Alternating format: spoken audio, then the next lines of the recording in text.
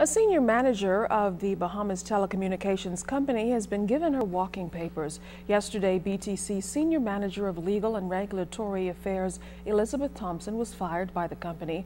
A letter purportedly from BTC to Thompson says the termination was, quote, without cause. But Charisma Robinson has more on the union's demands and what BTC has explained so far.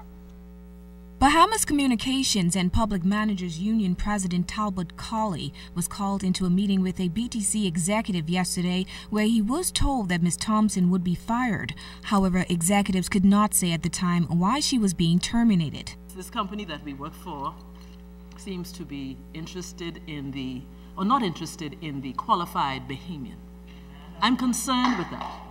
The BCPMU is not standing alone in its fight to get Ms. Thompson back on the job. Bahamas Communications and Public Officers Union President Bernard Evans sees Ms. Thompson's termination as an indication that Cable and Wireless doesn't have the best interests of Bahamian workers at heart. We warned this nation 2 years ago about the nature and the character of these persons from C&W.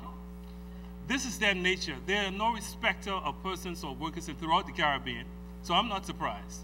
But if we let them get, we cannot and we will not let them get away with this. We just want to send a clear message to all and sundry that this blatant attack on unionism, on the integrity of the industrial agreement is so offensive that we cannot tolerate it, not only in BTC, but in our beloved Bahamaland. Now, union officials say there may be a number of reasons behind this termination letter that was served on Ms. Thompson.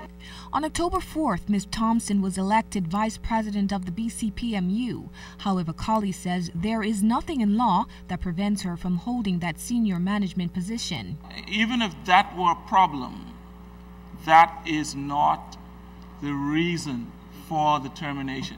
So management has limited its reason for such action in the letter of termination, and it doesn't speak to union involvement at all.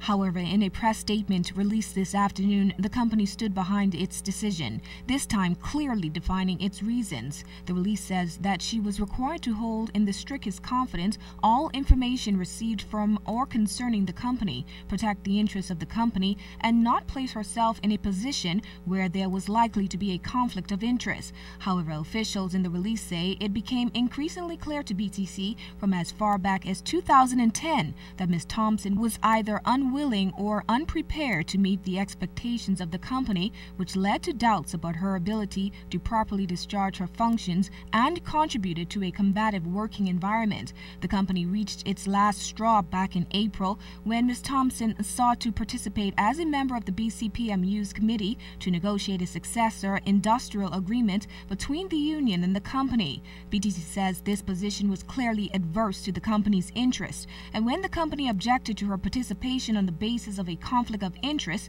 she refused to accept the position of the company. The release went on to say that senior BTC executives over a period of time continued to meet with Ms. Thompson. However, an amicable solution could not be met. Now, if this matter is not resolved quickly, the union says it will do whatever it takes until Ms. Thompson is reinstated.